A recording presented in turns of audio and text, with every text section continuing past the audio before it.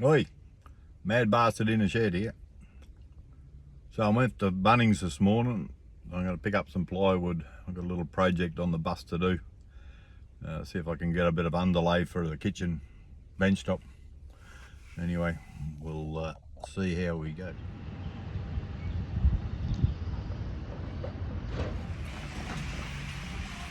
Mikey, first man here. Where am I? Bit of plywood. What we got here?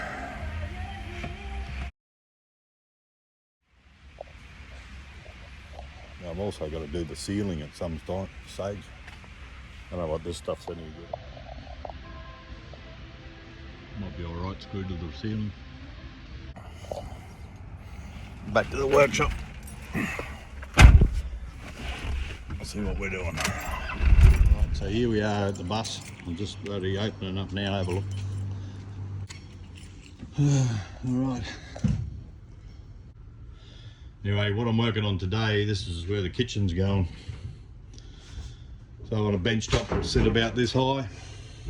I've got another structure going in here with a pantry, slide out pantry.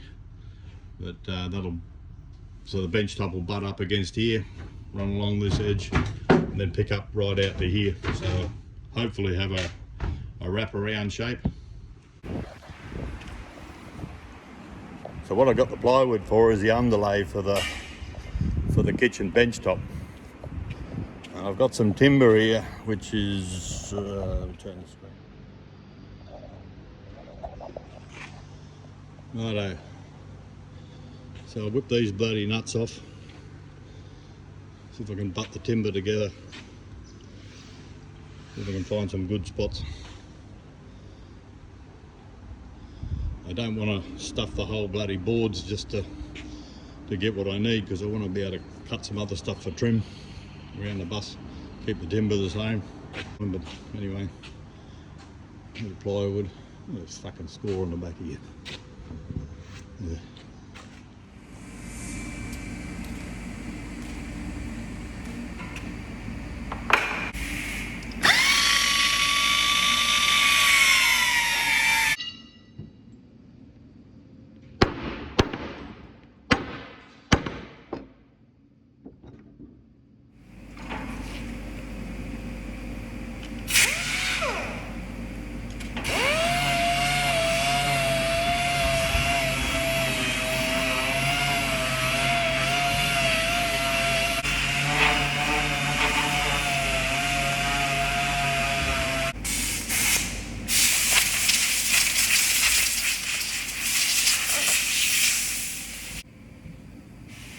Righto, I've knocked the top off this timber.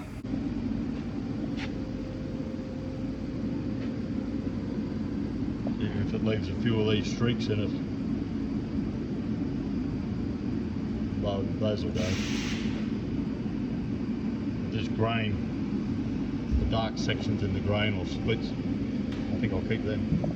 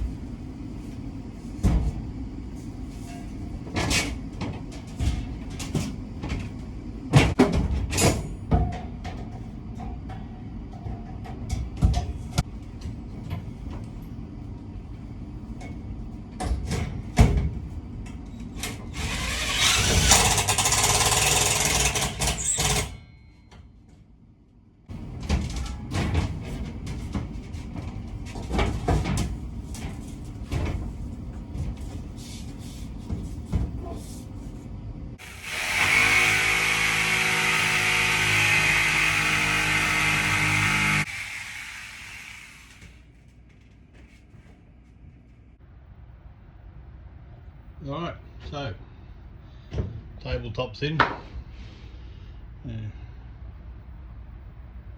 Kitchen top, I should say. By doing it this way, gives me the ability to be able to put a stack of shelves underneath and have it cut out ready for the sink. So I can just slide it in and slide it out and keep the access underneath, which is what I wanted to do. Makes it easy all round.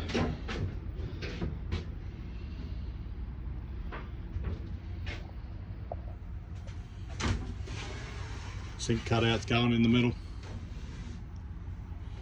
can still see outside. Anyway, a mad bastard in a shed. That's me. 58-year-old Tasmanian living in North Queensland for 30 years. Stuffing around with an old bus, old golf cart, a few other bits and pieces. I'm a fitter and turner by trade. So I've hung out here doing what I do. I started to look at what was going on, why there was changes going on in the world. By 2017 I had just about cracked what I thought was the holy grail of knowledge and knowing what was happening, but all I really did was open up doors to find out a lot more. A lot of people nowadays, here we are, that's nearly 9 years later, they call them conspiracy theorists, anti-vaxxers, gone down a rabbit hole, all this sort of stuff. Yeah, there's not too many of the conspiracies that haven't come true. I'll give them that.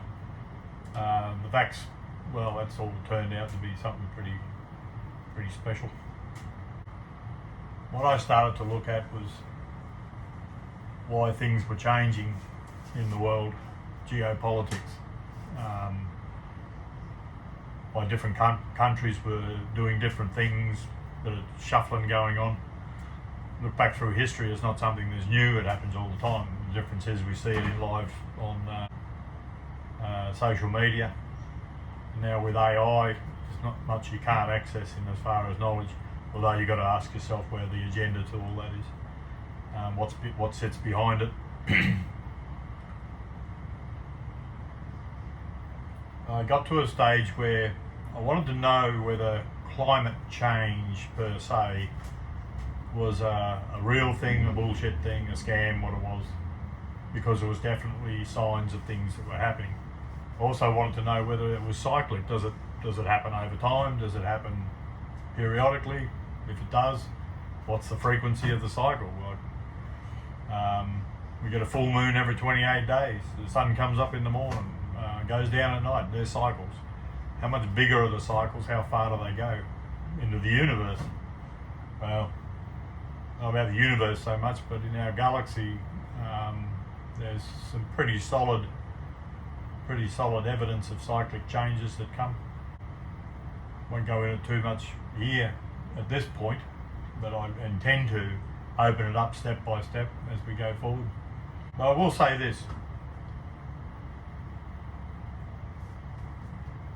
People around the world, particularly in the West, are starting to wake up.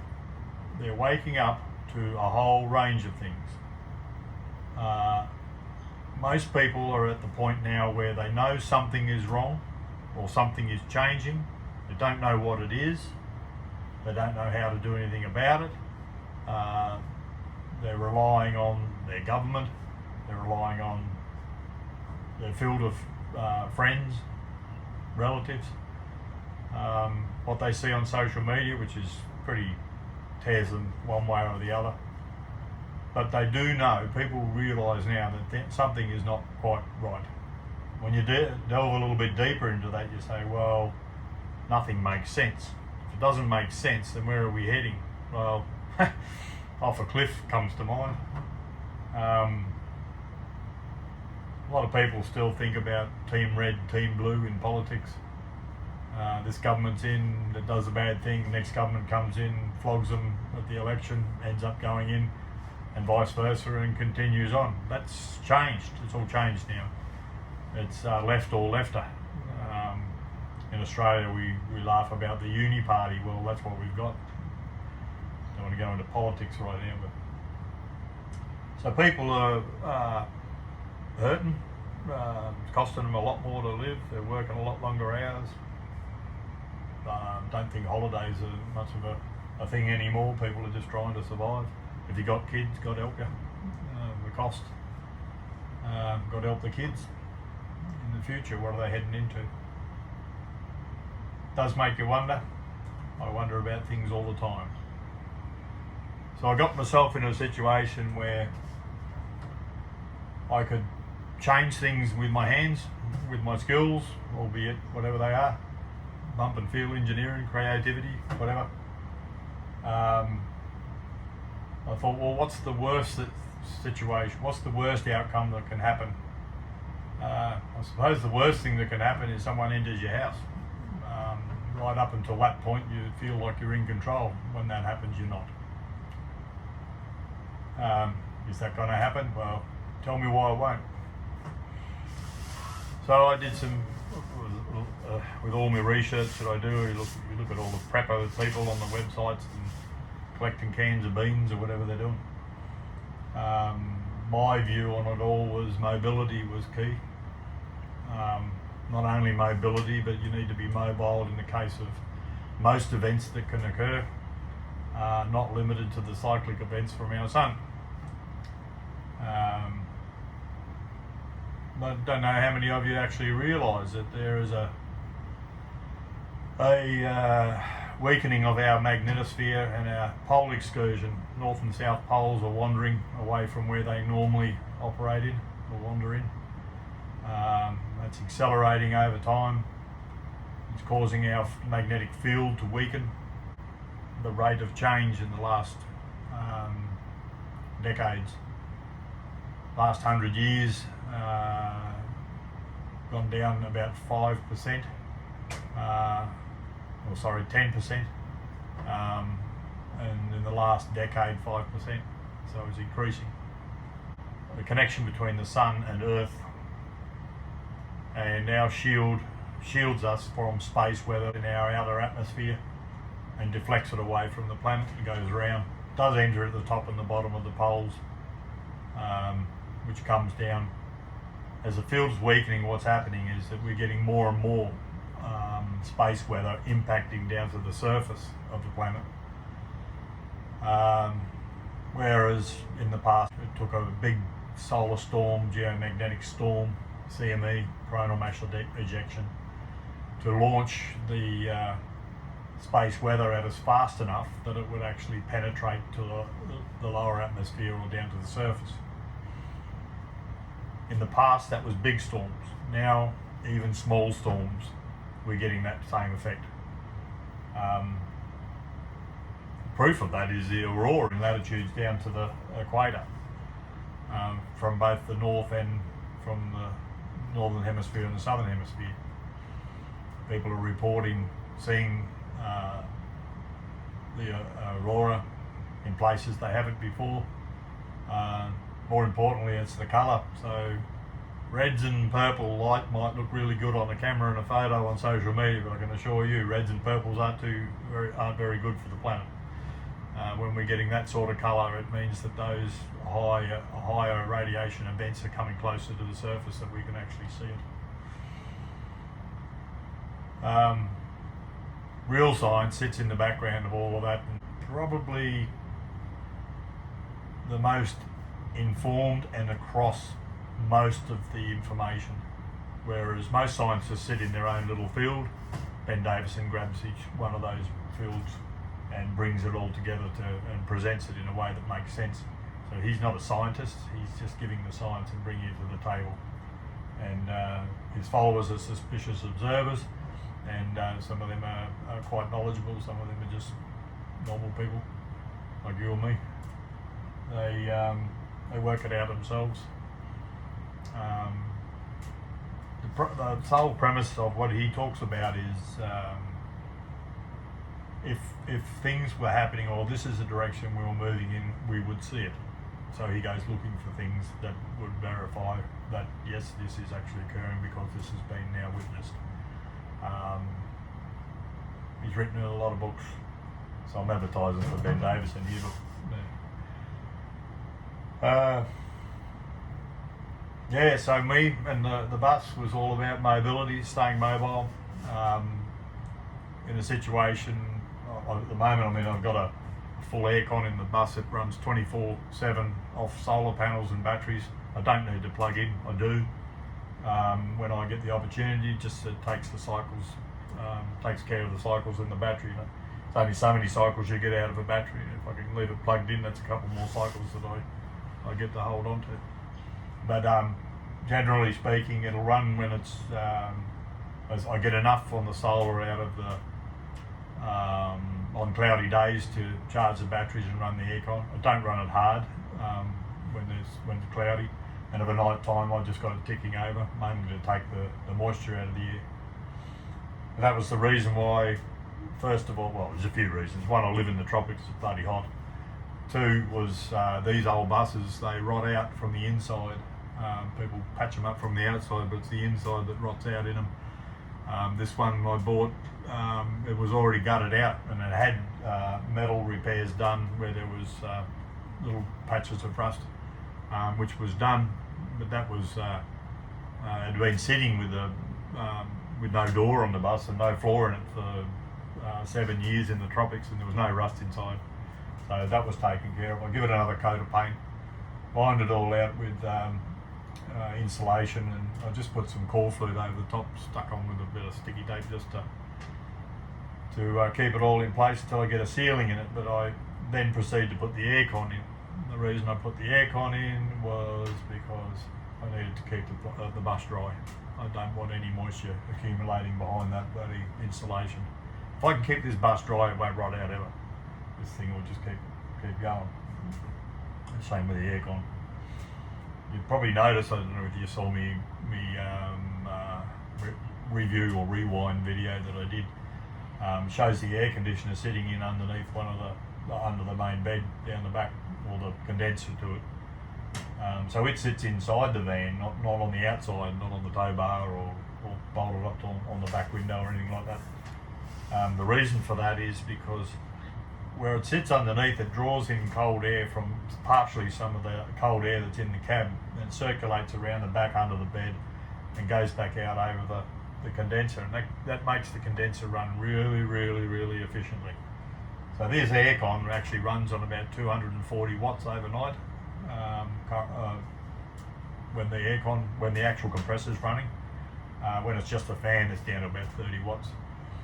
In the daytime, if you hook in and put her on turbo fan and give her the berries, she goes about 1.4 kilowatts, and I get about the same off the solar in the daytime. About 1.5, 1.6 I get off the solar. Depends. I mean, I've got 1750 watt solar panels, but that's about what I get. Anyway, that keeps it all going. So I've got the solar, I've got the batteries, I've got the aircon, I've got a few mod cons, and there's bits and pieces. Then there's the other side of the van that the reason why I bought this particular model. Now, this model is an engine which is non-electric, so it's got the old school injector pump on it. It's non-turboed. Basically, you can push start it. Well, maybe you need a few people to help you push start a bus, but you can push start it and run it down a hill. If it all turns to shit, I'll lose my aircon, I lose the solar, I lose everything, but I can still keep the thing going. Of course, then comes the next thing with fuel. Well, I've got that sorted too, and we'll talk about that on another day when I'm game enough. So mobility, yeah, this will be my camper / getaway / bug out / last stand. This will be it. This is my hill.